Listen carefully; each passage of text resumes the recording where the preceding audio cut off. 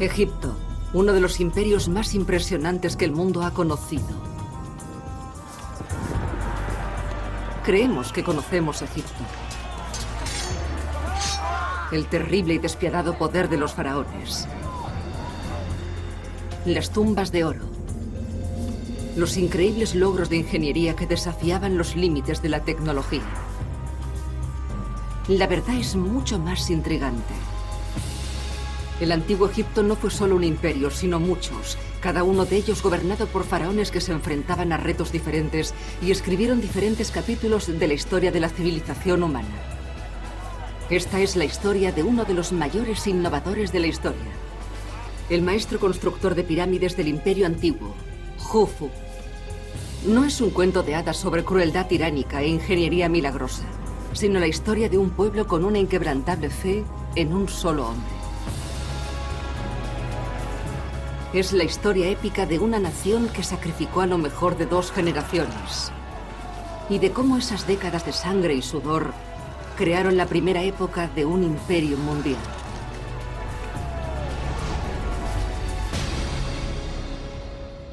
Los faraones que construyeron Egipto.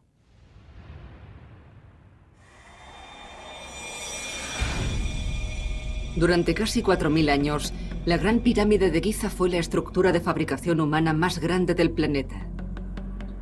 Se construyó en el punto álgido de lo que hoy conocemos como el Imperio Antiguo. Fue una época anterior a la generalización de la escritura y los documentos sobre ella son muy pocos. Eran hombres principalmente analfabetos, con herramientas sencillas, y pudieron crear una de las maravillas del mundo. Las pirámides ocupan nuestra imaginación como algo misterioso e insondable.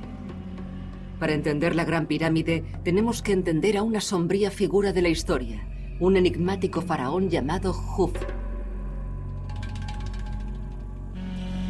¿Cómo pudo su pueblo construir una estructura tan ambiciosa? ¿Cuál era su propósito? Por suerte, este monumento puede darnos algunas respuestas. Si se sabe cómo interpretarlas, están en las piedras, los pasadizos y las cámaras de este increíble edificio. Y en el cuidado y la precisión de los ingenieros que lo construyeron. A través de todo esto, podemos revivir esta antigua civilización. Sus preocupaciones, su sistema de creencias, pero por encima de todo, su dedicación a Jufu, el faraón que durante 20 años fue el ser humano más poderoso del mundo conocido. Para entender a los egipcios del Imperio Antiguo, hay que entender su religión y su complejo concepto del otro mundo.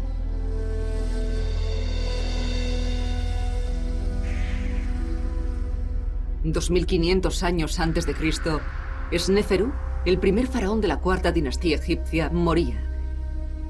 Y su hijo Jufu se preparaba para subir al trono. Su padre había sido un rey terriblemente popular, pero su pueblo no le lloraba. Creían que la vida seguía después de la muerte, y la muerte del padre de Jufu era especialmente significativa. Porque en el otro mundo, el espíritu del faraón muerto se uniría a los dioses.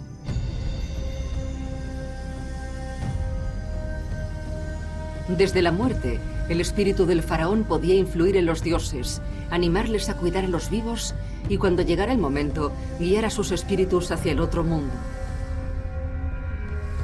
Pero el lugar de su padre entre los dioses no estaba garantizado. Primero había que iniciar rituales precisos. Había que embalsamar el cuerpo del rey, que no debía ser tocado durante toda la eternidad. Estos 2 rituales eran tan importantes que incluso mientras se preparaba el cuerpo de Sneferu, hay pruebas que indican que Jufu estaba planificando su propia muerte. Su vida sería poco más que una preparación para el otro mundo, donde podía dar a su pueblo seguridad y riqueza durante toda la eternidad. Para nosotros es muy difícil de entender, pero los egipcios creían en ello inquebrantablemente, lo que proporcionaba mucha fuerza a Jufu.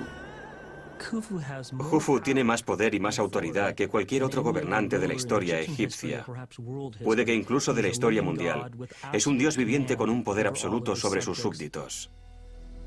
A través de la inmortalidad, la gloria de Jufu y la prosperidad de su pueblo estaban unidas. La clave estaría en la conservación de su cuerpo muerto.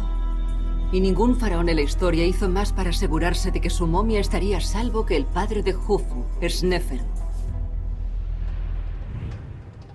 Para intentar entender cómo vivían los antiguos egipcios, tenemos que explorar las ciudades que construían para los muertos. Los monumentos funerarios son tan viejos como la humanidad, pero la pirámide era en ese momento una construcción muy reciente. Era el Rolls Royce de los monumentos funerarios. Los antepasados de las pirámides eran unas tumbas rectangulares llamadas mastabas, fabricadas con ladrillos de barro. Pero cuando Egipto se volvió más rico, las mastabas fueron creciendo y los faraones construyeron las tumbas más grandes. Colocando una mastaba encima de otra, crearon una tumba a la altura de los faraones. Había nacido la primera pirámide básica. Cuando el padre de Jufu llegó al trono, esas pirámides de escalones ya eran el símbolo definitivo de la buena posición social. Durante sus 50 años de reinado, Sneferu llevó el arte de la pirámide a nuevas cotas. Su primera pirámide tenía escalones. Y después intentó, sin éxito, construir una de paredes planas. Finalmente, Sneferu consiguió su objetivo, la primera auténtica pirámide. Sneferu mejoró mucho el arte de la construcción de pirámides, y muy dentro de este símbolo, este enorme corazón de piedra, Sneferu creía que su cuerpo estaría protegido en su viaje hacia la eternidad. Jufu miraba y pensaba que podía hacerlo mejor, que podía aprender de los errores de su padre, que podía construir algo más grande y majestuoso, algo que capturase realmente la atención de su pueblo y de cualquiera que visitase Egipto.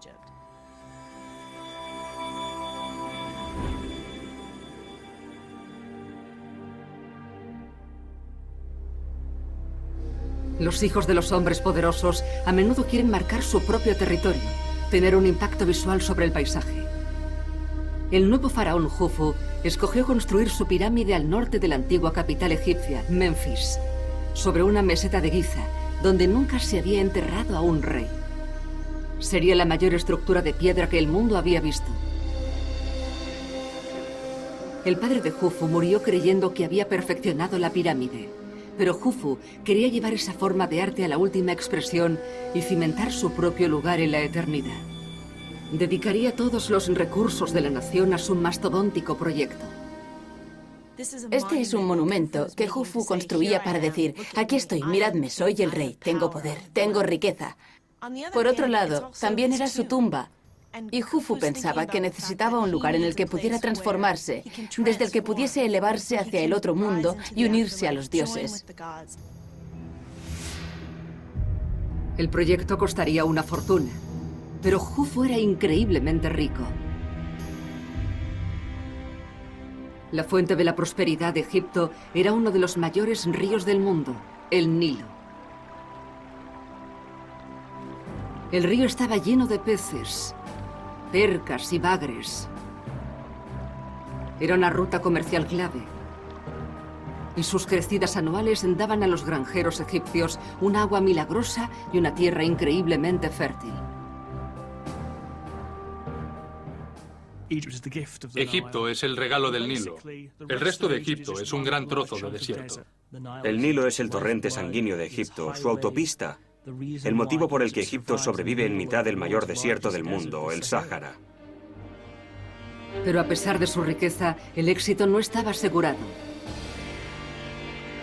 Una pirámide tan grande llevaría décadas, y en el antiguo Egipto, incluso los faraones podían morir jóvenes. Si Jufu no vivía lo bastante para terminar su gran pirámide, sus sueños de inmortalidad se destruirían, y la seguridad de Egipto y las almas de los egipcios correrían peligro.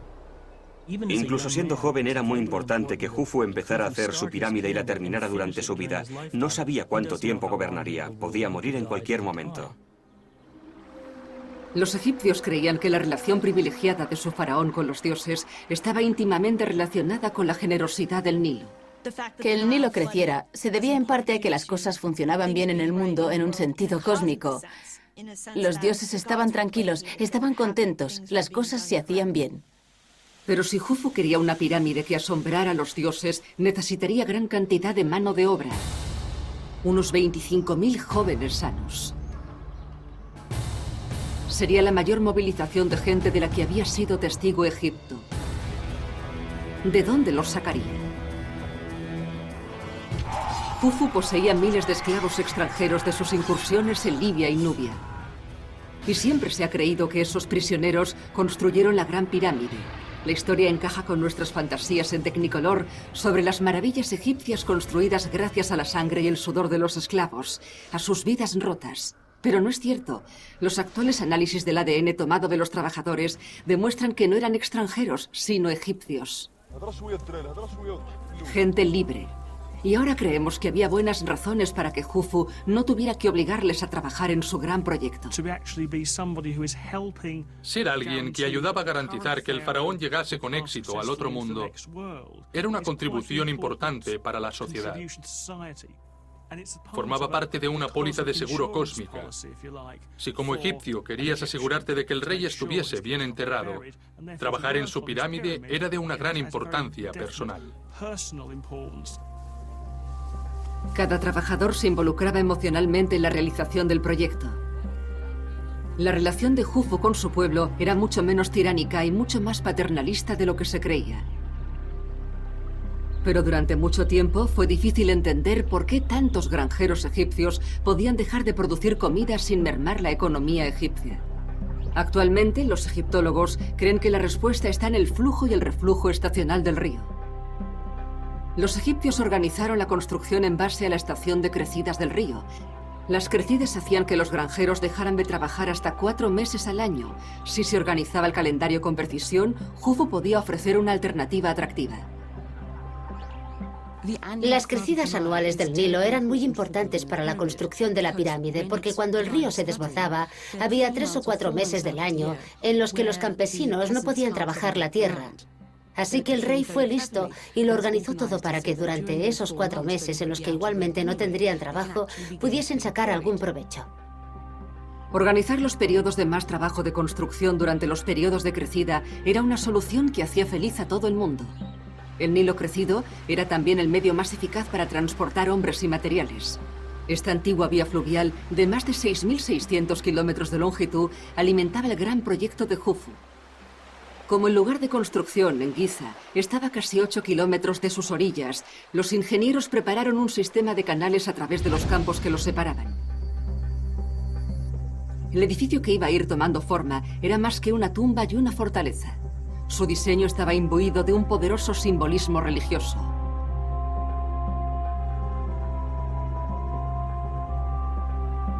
Ahora se cree que quizá la clásica forma de pirámide simbolizaba la creación del mundo. La primera parte de la Tierra en elevarse por encima del agua fue una gran montaña.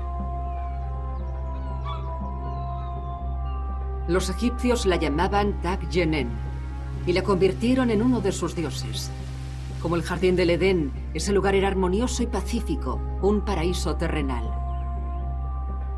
Ese primigenio estado de perfección era conocido como Maat.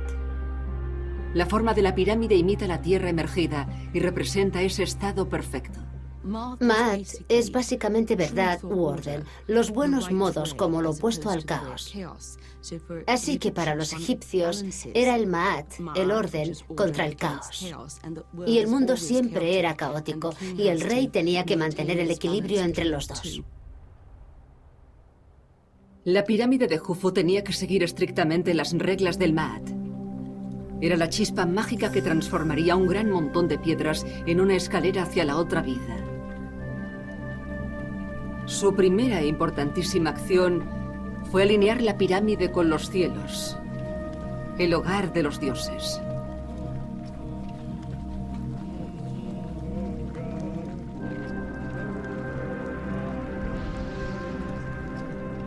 El más importante de los dioses en ser honrado fue el dios del sol, Ra. Creían que Ra transportaba el sol por el cielo, del este al oeste. Cuando la pirámide se terminara, los muros del este y del oeste estarían orientados hacia el sol que salía y se ponía para honrar el viaje de Ra. Pero la alineación este-oeste no fue la más importante. Jufu y sus sacerdotes creían que aunque el estado perfecto del Maat no solía conseguirse en la tierra, podía encontrarse en el cielo nocturno. junto a su estrella del norte, Tuban.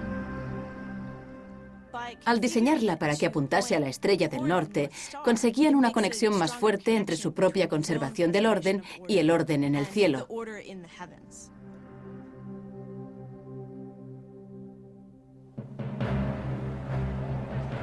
Para llevar a cabo esta importantísima empresa, con un pie en la tierra y otro en el cielo, hombres de todos los rincones del imperio del antiguo Egipto se reunieron en Giza. Esa reunión probablemente fuera la mayor concentración de mano de obra de la historia de la humanidad. El calor abrasador de la llanura de Giza sería el hogar de algunos de ellos durante décadas. Mientras sus ingenieros marcaban la planta más baja de la pirámide, los trabajadores veían por primera vez la magnitud de la tarea que les esperaba. Y no debía de ser una visión tranquilizadora. Lo que debían pensar el primer día que miraban la meseta de Giza debía ser: ¿cómo vamos a poder hacerlo? Es desalentador pensar, no hay nada aquí y dentro de 20 años habrá una montaña.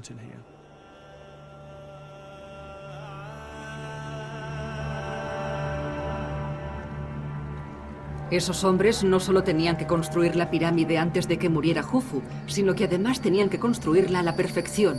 Era una estructura enorme, con muchas posibilidades de error, como había aprendido el padre de Jufu.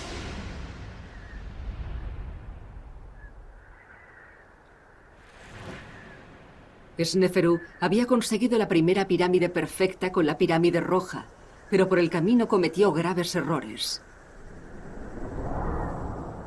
Su primer intento de conseguir una auténtica pirámide acabó con un desastre.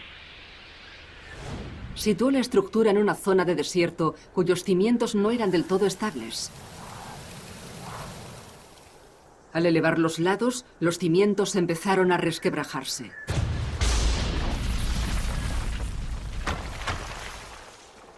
En un desesperado intento por aliviar la carga, redujeron el ángulo de las pirámides a medio camino, creando la pirámide torcida. Pero eso tuvo un precio.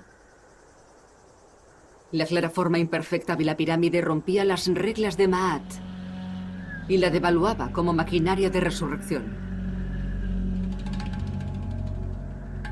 Sneferu tuvo la suerte de reinar durante más de 50 años, tiempo suficiente para empezar otra y conseguir su objetivo.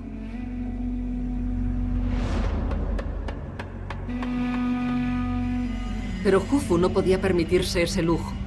Quizás solo tuviera una oportunidad para conseguir su pirámide, y su prioridad era asegurarse de que la pirámide se construyera sobre unos cimientos firmes.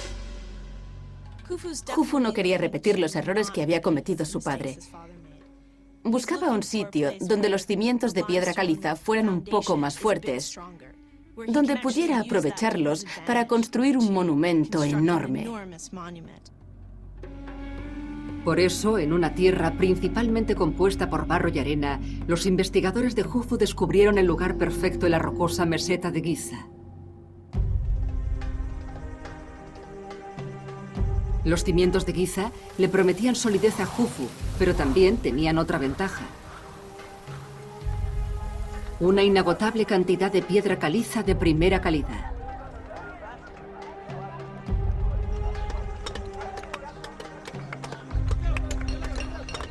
Una cantera, las puertas de la pirámide, ahorrarían millones de horas de trabajo al proyecto de un plumazo.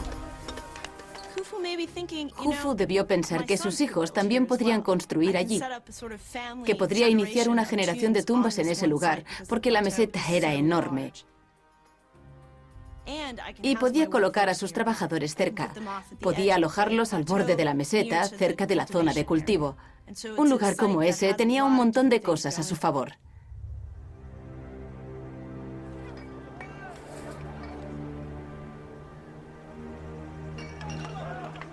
La pirámide se tragaría casi 2,5 millones de bloques de piedra caliza, con un peso medio de 2,5 toneladas cada uno. Algunos de los bloques de la base de la pirámide eran incluso más grandes, de hasta 15 toneladas. Jufu y sus ingenieros habían empezado bien. Tenían unos cimientos sólidos y una gran cantidad de piedra. Pero todavía se enfrentaban a un problema. Tenían que asegurarse de que cada etapa se construyera al mismo nivel. Si se elevaba ligeramente en algún punto, sería imperfecta, inútil, un insulto a los dioses a los que pretendía encandilar.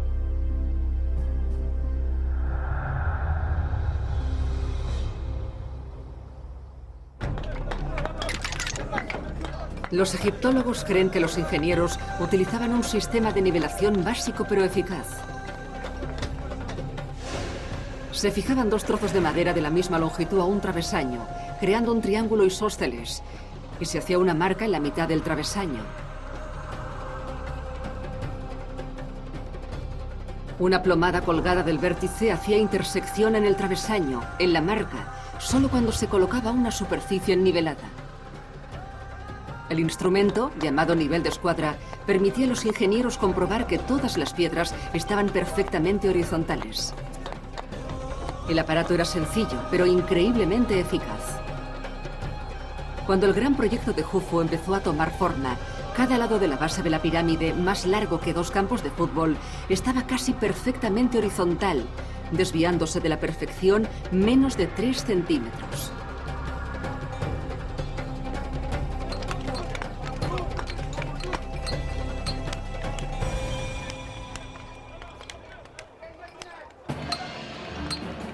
En la cantera, los trabajadores se enfrentaban a un horario desalentador.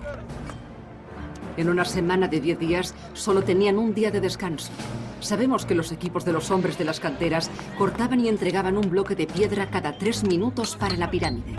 Cada bloque de piedra caliza se arrancaba de las rocas y se cortaba a la medida necesaria.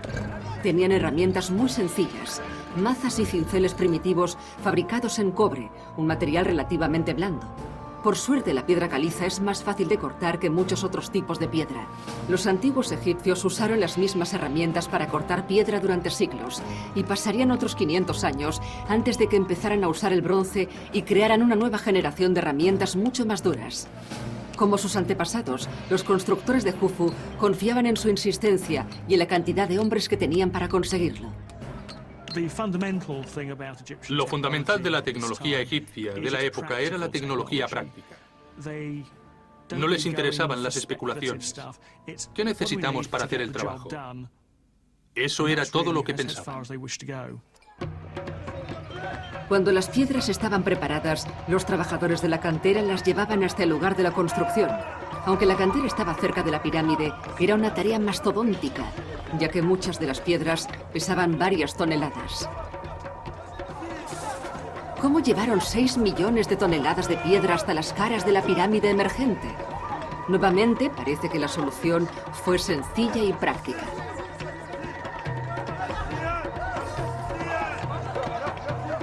Sus vecinos, los sumerios, usaban carros con ruedas desde hacía más de 1000 años. Los ingenieros de Jufu debían conocer esa tecnología. Pero el peso de las piedras y la cantidad de arena habrían hecho imposible la circulación con carros.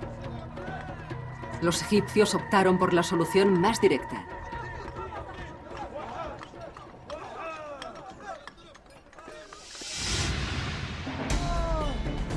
Construyeron una enorme rampa y simplemente arrastraban los bloques sobre planchas de madera. La rampa estaba hecha de escombros y piedras de la cantera y tenía tiras de madera para ayudar a la plancha a moverse con más facilidad.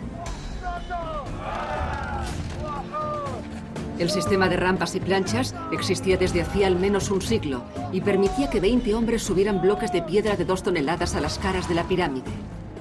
En el pasado, la negativa de los egipcios a utilizar carros se ha visto como un ejemplo de su arraigado tradicionalismo. Pero no era así. Ellos únicamente hacían el trabajo sistemáticamente. Aunque evidentemente era una solución poco tecnológica, de mucha intensidad y brutalmente dura para los trabajadores. No importa cómo se haga, construir una pirámide es un trabajo titánico.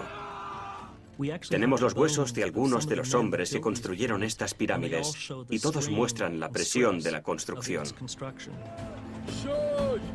Los esqueletos de los trabajadores son un triste recordatorio de sus vidas.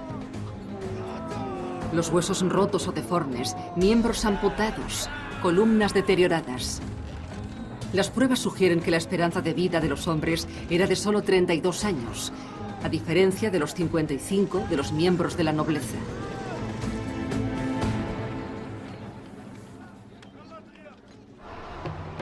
Piedra a piedra, la gran pirámide de Jufu iba creciendo. Los bloques llegaban a la pirámide sin estar completos. La parte de abajo y uno de los lados eran planos, y los mamposteros de la obra terminaban el resto de superficies, alisando los lados y la parte superior para crear superficies perfectamente niveladas. Pero la gran cantidad de mano de obra que tenía asociada presentaba su propio problema logístico. Siempre se ha creído que fueron unos 25.000 hombres los que participaron en este proyecto. 4.000 picando, transportando y terminando la piedra, y más de 20.000 en trabajos de apoyo.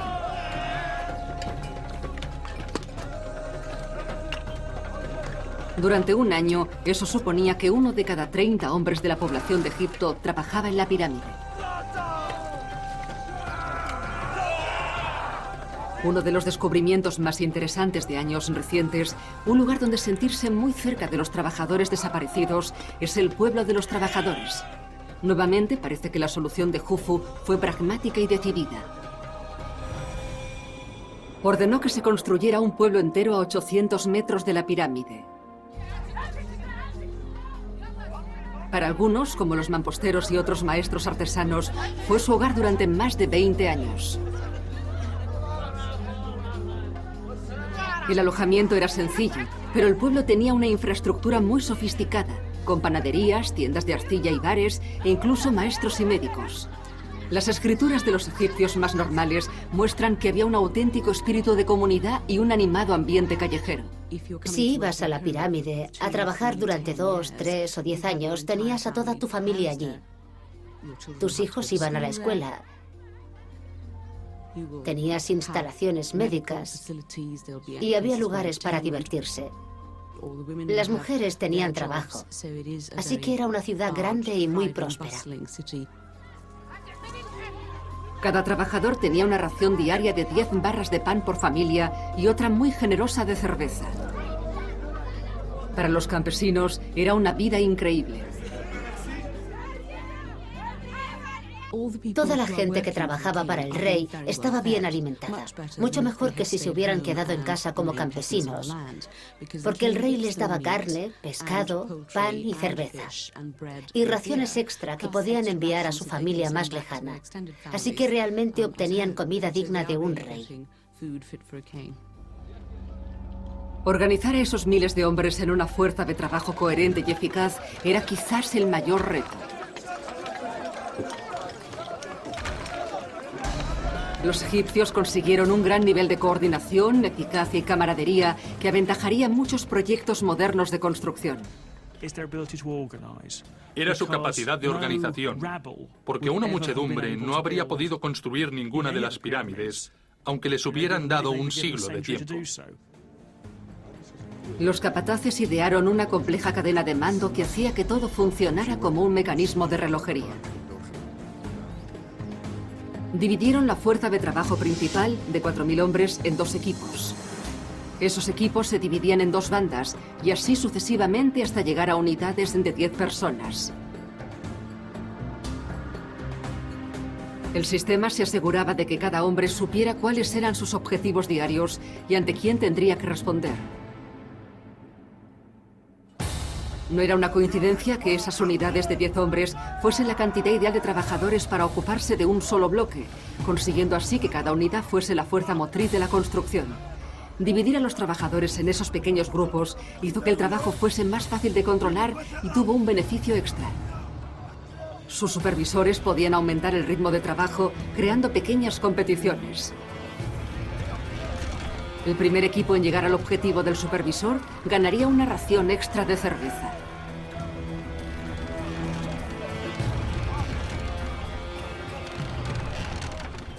Se ideaban muchos trucos psicológicos para hacer que la gente trabajara más rápido, para que compitieran un poco para levantar la piedra un poco más alta, para poner una piedra más antes de que terminara el día.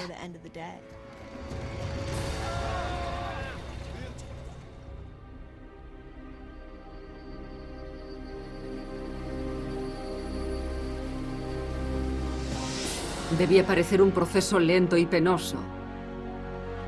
Pero piedra a piedra, el proyecto de construcción más grande del mundo empezó a tomar forma.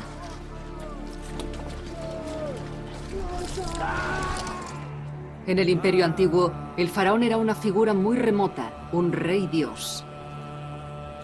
Si visitaba el lugar, eso habría sido muy emocionante para los trabajadores que consiguieran verlo.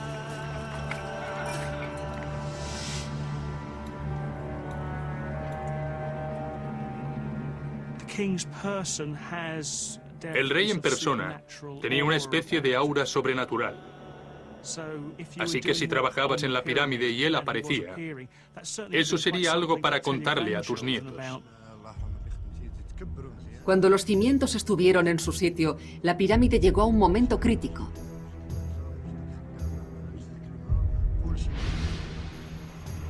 Utilizando pruebas más recientes, podemos extrapolar los resultados a ese periodo para valorar la tarea que les esperaba a los trabajadores.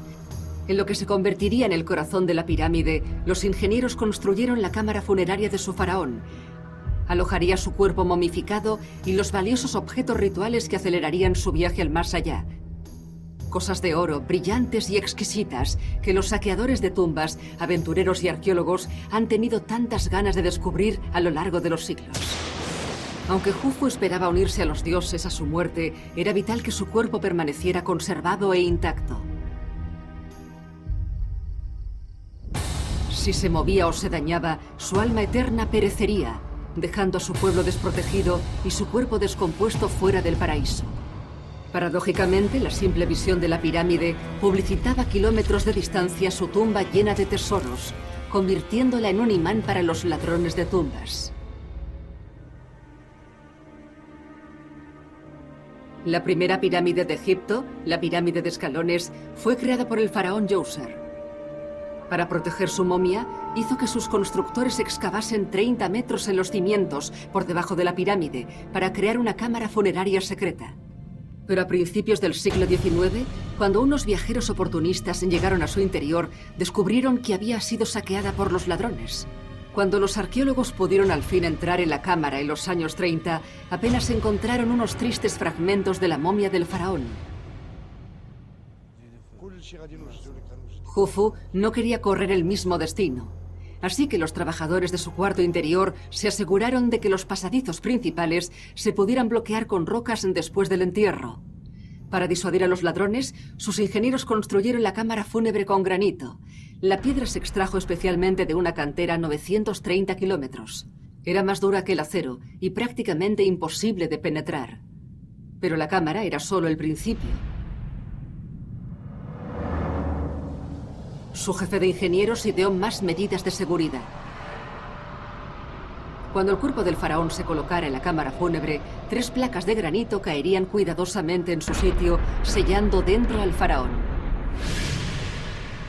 Como tercera línea de defensa, se colocaría otra serie de bloques gigantes, evitando el paso por el pasillo ascendente que uniría la cámara con el pasadizo de entrada principal mediante un granito inexpugnable. Jufu creía que su pirámide sería una fortaleza. Pero cuando la pirámide empezó a crecer, los ingenieros descubrieron un error en sus cálculos. Esta cámara fúnebre fue la primera en ser construida con un techo plano de granito, y se preguntaban si sería lo bastante fuerte para soportar el peso de la pirámide. Con el espectro de la pirámide torcida de Sneferu planeando sobre ellos, decidieron asegurarse. Idearon una serie de cámaras para repartir el peso, 20 metros por encima de la cámara. En el techo se harían dinteles para no cargar todo el peso sobre la cámara. Actualmente sabemos que esas cámaras fueron totalmente inútiles, pero tranquilizaron mucho a los arquitectos de la época.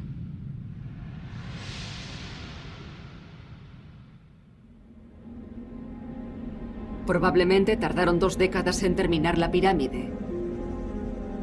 Jufu había sobrevivido para ver su pirámide llegar a una altura impresionante. Pero el trabajo no había terminado. El revestimiento de piedra pulida transformaría la pirámide de un cuidado montón de piedras a un monumento impresionante, un punto de referencia, un triunfo tanto estético como arquitectónico. Los trabajadores seguían teniendo muchos meses de trabajo duro por delante. Los mejores mamposteros unían los bloques de roca extraídos y colocados en escalón con piedra caliza blanca de alta calidad. Tenían que asegurarse de que las piedras encajaban unas con otras perfectamente, sin ningún hueco visible. Después tallaban y pulían la piedra caliza hasta conseguir un acabado perfectamente suave e iridiscente. Trabajaban con cinceles de 1 centímetro de ancho. Los afiladores de cinceles se agrupaban alrededor de los mamposteros para suministrarles hojas acabadas de preparar. Cuando se le añadía el recubrimiento a la pirámide, su aspecto cambiaba totalmente. En lugar de ser vasto, el recubrimiento estaba muy pulido.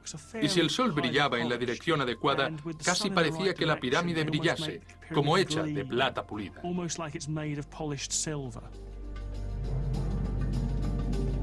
Pero estos acabados eran más que simple belleza. Cualquiera que se acercase a la pirámide de Jufu después de que se hubiera sellado no habría tenido ni idea de cómo se podía haber colocado algo dentro o cómo se podía intentar entrar. Sería una enorme estructura piramidal lisa.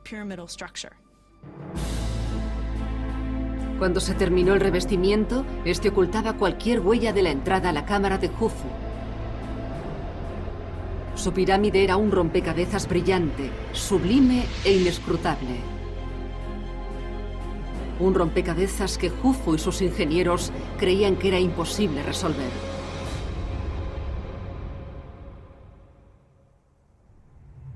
Veinte años después de empezar, el faraón Jufu había sobrevivido para ver su obra maestra terminada. Él y sus súbditos habían ganado la carrera contra la muerte y por el camino habían creado uno de los emblemas de la civilización humana.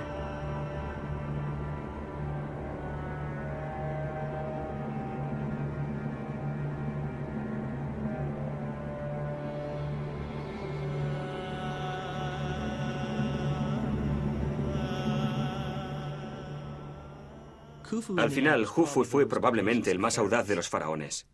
Si quería tener una pirámide completa al morir, debía haber construido una más pequeña, pero construyó la mayor que se había hecho. No había ninguna garantía de que viviría lo suficiente para verla, aunque fuera a medias. Combinando tecnología sencilla con una determinación y una fuerza extraordinarias, su pueblo le proporcionó esa visión. Debió de ser un momento de orgullo e inspiración. El hecho de superar lo que hizo tu abuelo cuando trabajaba para Sneferu debía de ser muy satisfactorio. Y también debía hacer sentir a la gente que probablemente nadie volvería a conseguir algo tan importante.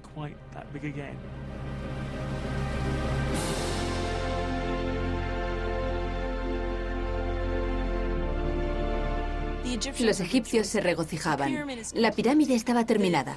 La vida eterna del rey estaba asegurada. Se uniría a los dioses. Mantendría el orden en el otro mundo. En ese momento, todo Egipto lo celebraba. Jufu construyó una pirámide en Giza que era la estructura más alta del mundo y lo continuó siendo durante 4000 años. Pero el faraón apenas tuvo tiempo de disfrutarla.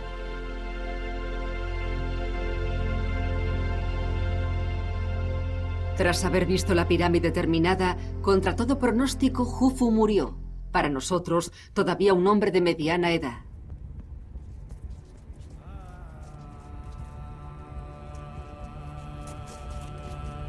Durante más de 2 décadas, un país entero había planificado y trabajado para un solo momento.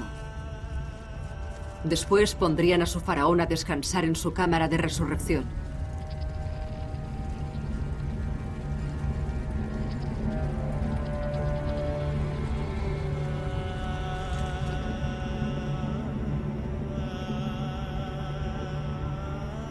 Estaban seguros que desde la cámara su espíritu ascendería al cielo Mientras su cuerpo permaneciese seguro durante toda la eternidad, cuando llegara el momento, ayudaría a sus almas a recorrer el mismo camino. Los ingenieros habían creado 2 huecos de más de 60 metros de longitud a cada lado de la cámara. Eran los pasadizos secretos a través de los cuales el espíritu del faraón podía salir y volver a entrar en la pirámide. Su espíritu residiría entre las estrellas, en el cielo, el hogar de los dioses. Allí compensaría el gran sacrificio de su pueblo, cuidándoles durante toda la eternidad.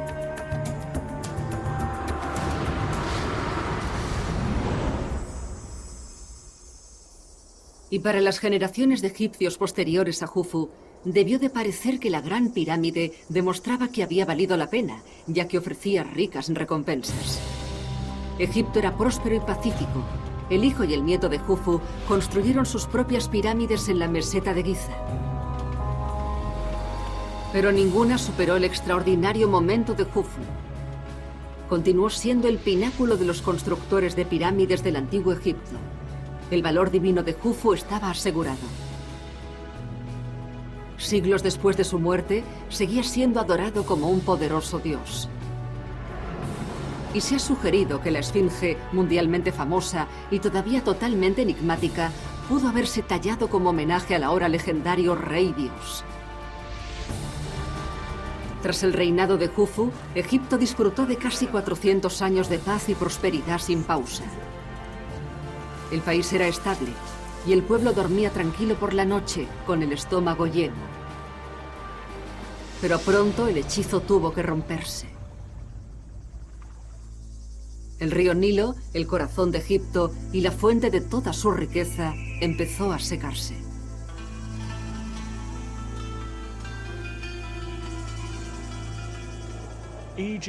La prosperidad de Egipto se basa fundamentalmente en las crecidas del Nilo. Si el Nilo está demasiado alto o demasiado bajo, el resultado es el hambre. No habrá bastante agua para la cosecha o el agua se lo tragará todo. Actualmente se sabe con bastante seguridad que eso es lo que terminó con todo. Cuando el Nilo se redujo a un arroyo, no hubo cosecha y el hambre se extendió. Y si los faraones decían ser responsables de la benevolencia del río, también tenían que serlo cuando se secaba. La leyenda del todopoderoso rey Dios quedó destruida. Los reyes pierden el control.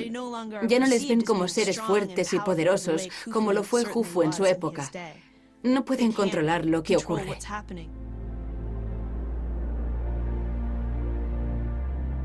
Al final, la estabilidad del imperio antiguo pasó a ser un caos, y los logros arquitectónicos de Jufu nunca pudieron igualarse. Ese visionario faraón iluminó el imperio antiguo durante las primeras etapas de un gran imperio. Jufu tuvo la suerte de vivir en una época de riqueza y abundancia relativamente libre de la amenaza de invasión. Sin la distracción de la guerra, el hambre o las epidemias, fue una época fuera de lo común, en la que toda una generación pudo dedicarse a un solo proyecto de importancia nacional.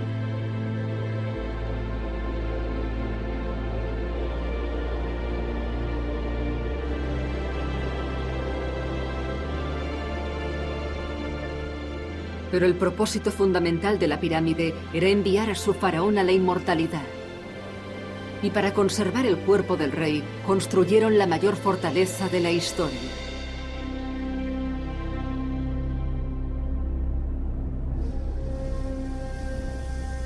Creían que su ingenioso sistema de seguridad formaría una barrera infranqueable para los ladrones de tumbas más decididos durante toda la eternidad. 820 después de Cristo. Mucho después de que el antiguo imperio egipcio hubiese caído, un califa árabe que buscaba tesoros intentó entrar en la Gran Pirámide. Al encontrarse con los primeros bloques de granito, sus hombres pasaron por encima y entraron por el techo del pasadizo. Al llegar a las rocas que impedían la entrada a la cámara fúnebre de Jufu, simplemente abrieron el marco de la puerta con un cincel, allá donde el granito era más fino. Pero dentro descubrieron que estaba vacía. Alguien había llegado antes. La momia de Jufu, con todos los tesoros increíbles, había desaparecido. Al final, la misión de la vida de Jufu para proteger sus restos por toda la eternidad había fracasado.